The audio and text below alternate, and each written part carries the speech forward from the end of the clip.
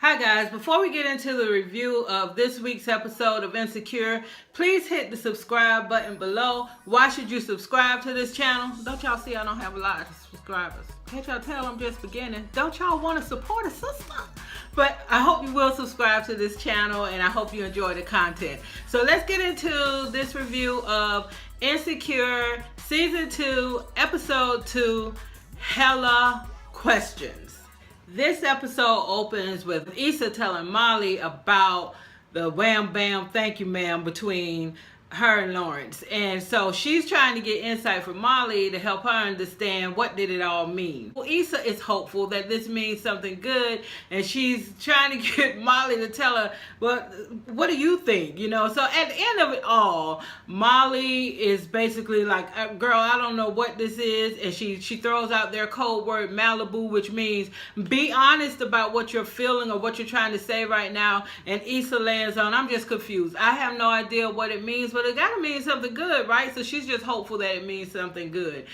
Next we see fine Lawrence, who's working out, and he starts sending a text message to Issa to basically say that he didn't intend for what happened between them to happen. And his text was basically saying he's confused too, but then he decided not to send it. So from there we go to Molly and her therapist, and she's talking about her frustration at work and about, you know, all about she's working hard, she's doing so much, she thought she was doing all of the right things to remain on the fast track and to be recognized by those who would make her partner one day, and to find out that, you know, her colleague is getting paid way more than her and is in the inner circle. So she's just battling that thing a lot of us have battled, or a lot of us are battling, especially in corporate America, where you're trying to figure out exactly what is my entry point. And I relate to this struggle, and I'm sure a lot of us, that's why I love shows that show our experiences. And Black and Sexy TV does a lot of this, and that's why I love their programming. Because I know there's so many of us watching this who can relate to, we know exactly what that is. We know exactly what that feels like. Some of us are exactly in that spot right now where you have dotted every I, crossed every T, done everything that you're supposed to do to get recognition, to get promoted. You've gone a step above and beyond to make sure that you're on the track to be in line for those things. And then you find out some, excuse my language, some fuck shit is happening, and you're just like, whoa. The woe is there even with us knowing everything about being marginalized. We're aware of this, but it's still something about when you have done the work and you can't get into that particular lane, you can't find where your entry point is. Yeah, that's worth talking to a counselor about. I'm listening to her talk to the counselor like, hopefully I can get some tips from this. Hopefully I can get some helpful tips from this. She challenges her with the notion of, if the shoulds don't work out the way you believe they should have by now, are you open to the fact that your life may look different than what the shoulds suggest it should look like? And are you open to that? And Molly's not connecting to that thought at all, especially as it relates to her work, because she's still on the frame of mind of, if I do the work, if I'm doing everything, the networking, the socializing, the schmoozing, the whatever I gotta do. I mean, she said, I even help somebody build a house, you know, the volunteer work. If I'm doing all of those things in order to get to the next level, then I'm sorry, it should work out. So she's still in that should zone, but I get where this counselor is going. Good writing here, Insecure, because this is actually very helpful in my real life.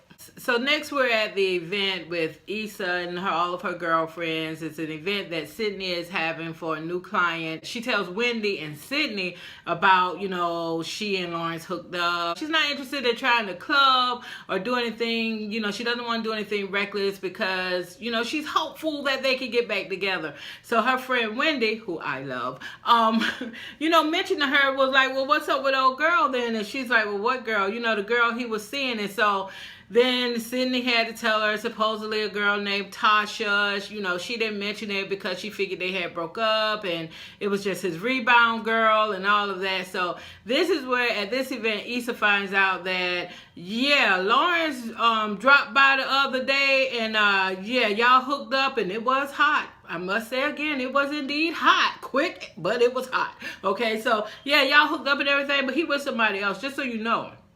And so Issa does what Issa does. Issa's in the restroom. Issa breaks down a quick rap, basically in essence saying, I'm not trying to feel no Michelle Obama stuff right now. When they go low, we go high. I'm about to go low. And so when Molly comes around and like, hey, I'm just checking on you. Because, you know, when they were all talking about it in the art gallery, she was like, let's not talk negative about the girl he's seeing. You know, I don't want to be petty. I mean, she was taking the high road.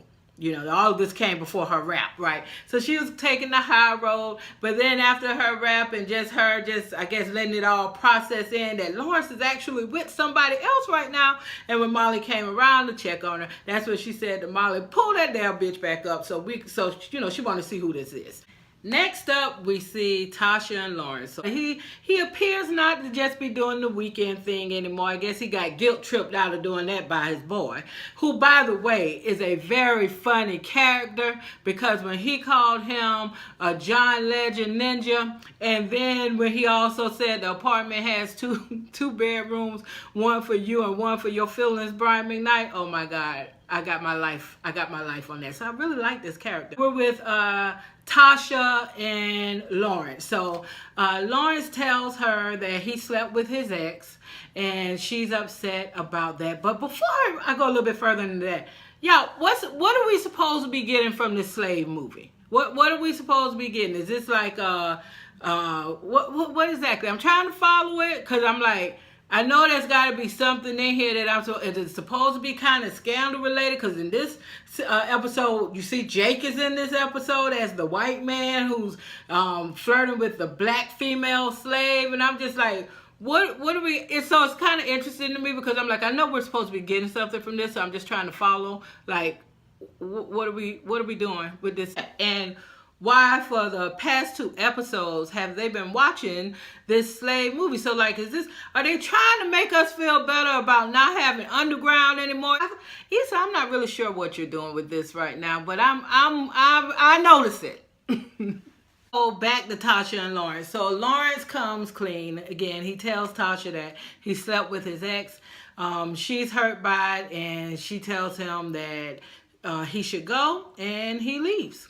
So meanwhile, Molly is trying to gain entry into the circle of privilege so that she can stay on the fast track and become partner as soon as possible. So she goes to the hockey game to hang out with her colleagues, her all-male, all-white colleagues. She socializes well in that space. So again, dotting those I's, crossing those T's, you know, just to gain that entry point. She's doing all of the things that should work.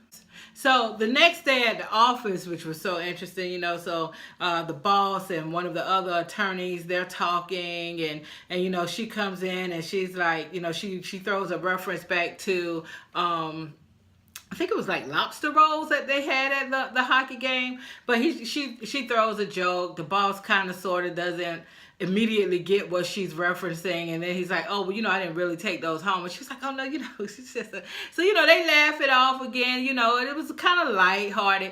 And then he continues talking with the other lawyer, and they're talking about some wine he has in his cellar and that he's going to drink whenever, I guess, his daughter graduates. And he tells the lawyer, the boss tells the lawyer, you know, you should come by and blah blah blah. And I'm just thinking, oh my God, I so love Insecure, because this is so like real world. Because I just recently there was a situation at work where I'm in a meeting, and somebody who, let's just say, I feel professionally I run circles around, is having a conversation with a boss, and you know, they're talking about hunting and traps and such, and I don't do hunting, and yeah, so you know, I that can't be my entry point. It's not the wine, or it's not the hunting necessarily, but it's the friendliness, the circles where they're like socializing with each other and you feel excluded. They're very chummy and you're clearly on the outside of that chumminess. I just love seeing our experiences on TV. I just love it. So next we have Issa and her colleague Frida, who are Still with the program, of course, we got y'all working with the kids. They go and talk to the principal. They tell the principal that basically, you know, if we don't get participation up, we're going to have to just move on. We can't stay here if people are not participating. So Issa asks him for his support. He lets her know that he'll provide the support, but in the process of doing that, he makes a couple of racist jokes, especially towards the Hispanic population. He references the wall. He talks about being over the school being overpopulated, and then he makes a reference to the wall, and we need to build a wall, and he laughs about it. And when he does that and he leaves the office, it is very clear that Issa and Frida both are disturbed. But as the episode goes on, it's clear that Frida is more disturbed by it than Issa. This principal makes another racist comment in the hallway to a student who's speaking Spanish with some of his friends, and he's like, "You save that for the bus because in this school we speak English," or something to that effect. And so, you know, Frida, who is Issa's co-worker, she's like, "We got to put that in the notes. We got to report that." And Issa's like, "Why? Why should we put that in the notes and have our boss get distracted by that instead of all the other good work we're doing?" So Frida asks Issa, "Would you feel the same way if we were hearing these type comments and he were white?"